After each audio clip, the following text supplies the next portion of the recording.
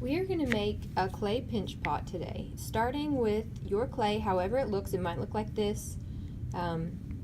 We're going to make it into a sphere, and so the first thing, if you have a rectangular one, is to just use the palm of your hand and pound down those corners, and then we're going to start rolling it to get a ball as best you can. I'm just going to use my hands to squeeze it a little more in. So now it's not quite a sphere, but getting closer. Now it's going to be easier, a little easier for me to roll. This doesn't have to be perfect at all, but once you get a pretty decent ball where there aren't big divots in it, you can go ahead and hold it in one hand, take the thumb of your other hand, and you're going to press pretty hard, you guys, deep into your clay. So it looks like you have a giant plum stuck on your thumb. Okay, now if you look through there, you can kind of see it doesn't go all the way through to the bottom. You don't want your thumb to stick out. Once you get it like this, you're going to take your finger, so you put your thumb in the middle, and like a duck quacking, whack, whack, whack, you're going to with this flat hand, squeeze your thumb, whack, whack, whack, to the clay. And you're going to go around and around, squeezing not too terribly hard, but just, you know, duck quack your way all the way around a couple times. And then make sure, if you have little hands and a big ball of clay, make sure that this bottom is not too thick and that you're kind of reaching your thumb down in there as best you can. And you can use your problem solving to figure out what else you could do if your thumb's not reaching down there.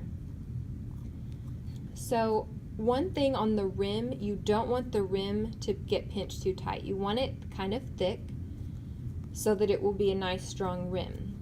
And then you can just take your time, see how I'm moving my hand up and down, making a nice evenly thick bowl. And then once you have it to a good thickness, you can kind of take it and tap it down, press it so that it will stand. And you can use your thumb and just, where I'm having those cracks, I'm just using my thumb and smoothing it out.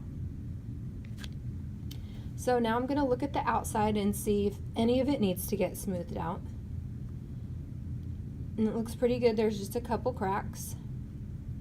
So I can use my thumb and spread those out. And then I can look for the part where I want my pig face to be. Find the best spot. So I like this spot, so I'm going to choose this for my pig face, where I'm going to attach the pig face. I'm going to take my extra clay. Well, I'm going to give you guys a little extra clay. And you're going to need 2 ears, a nose, 2 eyes, and a tail. So what is that? 2 ears. Let's start with the 2 ears first. So I'm getting a small pinch of clay and rolling it into a sphere in my hand. I'm going to do the same thing on the other sphere. And those are pretty close. If one was way bigger than the other, I could just pinch a little clay off to where they're a little more even. Okay, so now I'm going to use my hand, and I'm just going to, you could do like that, like just lightly pound, or you could press. And you want to get 2 little slabs of clay. It's kind of like a little clay cookie, not too thin, because that will be more likely to break. This one's getting a little thin, like that's getting a little too thin. This one's nice and thick. If you get it a little too thin, you can just push it in because it's clay. Now I'm going to use my popsicle stick, because pigs don't have round ears, they have more triangular ears. So I'm going to cut a triangle by making 2 slices. And I'm going to do the same thing on this one. 1 slice, the other angle, and then down the bottom. So now I'm ready to attach my piggy ears to my cup. What I'm going to do is score and slip. So I'm going to use this scoring tool and make the lines. Scoring is boring, but I make lots of lines. slipping and stipping, and I like it just fine. You're going to press your scored and slipped things together, and then you want to take your finger for the last part. Smoothing is soothing. It erases the lines. So you're going to erase that line that was between the triangle and the cup top. See the line there? Let's see if we can erase that by smoothing it.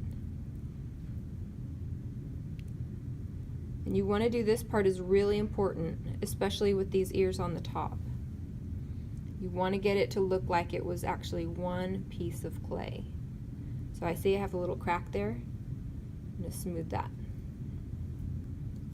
And now you really can't tell that it was added on. So I'm going to do the same thing to the other ear. Next thing I'm going to make for my pig is a snout. So I need kind of a big ball for that because I want his snout to stick out. I think that would be funny. So I'm going to take from my extra clay, roll it in my hands. I'm going to go ahead and start by rolling a ball just because that's kind of easiest to get all that lump of clay behaving itself the way I want it to. So I've got my sphere, and now I'm going to kind of take it and roll it like almost like you're doing a long coil, but I'm just going to do a mini coil. So I'm going to take my sphere and roll it a little bit back and forth. Pat that side. I mean, you can shape it however you want. Pigs have that little part that comes up, but you don't want it too thin. So I've got myself a nice snout.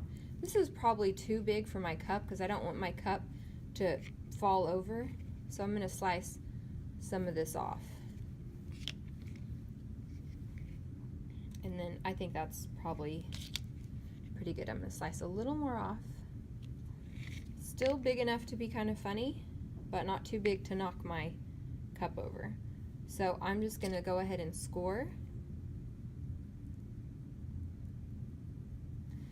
Scoring is boring, but I make lots of lines. I'm going to find a spot towards, I'm going to leave enough room for the eyeballs and put his snout down here. And then I'm going to press this on by putting my hand on the inside and pressing down, and then smoothing is soothing. It erases the lines.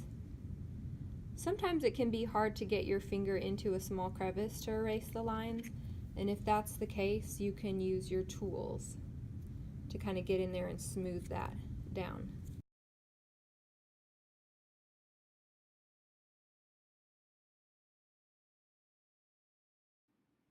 You have a few options for the eyes. You can make some more spheres and flatten them out thinner than the nose and score and slip those on, or you can just carve in the eyes and the nose. You could use a coil to make a mouth, and you can also use a coil to make a tail. Make sure that it's wrapped around itself and scored and slipped really well onto the bottom, and then you will add your name, and you can add some textures to your pig as well.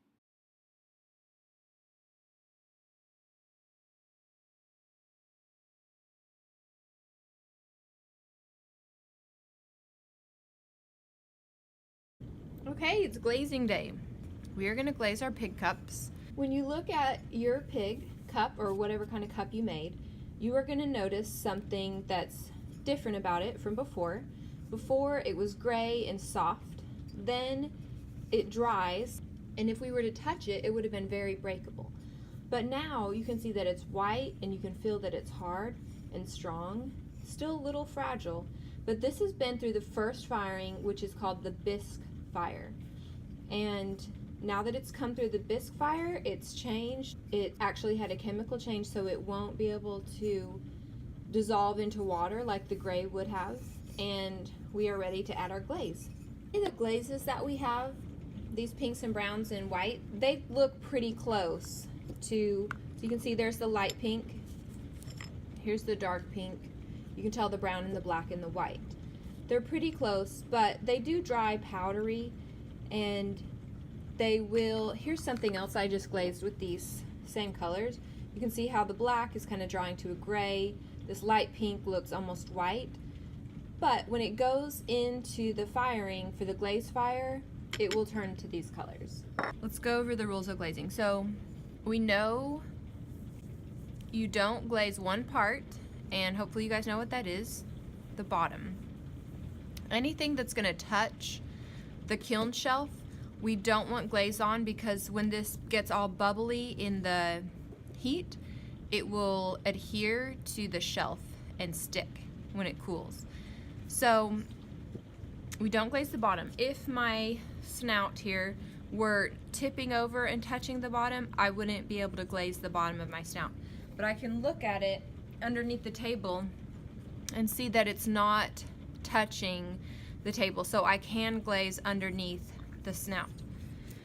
You definitely want to glaze on the inside.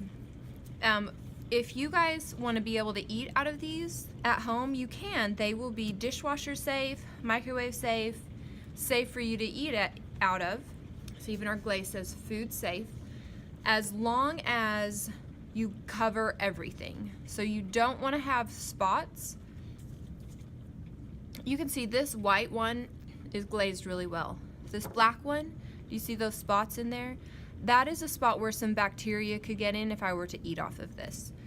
So we want to glaze that really well. We want to use 2 coats.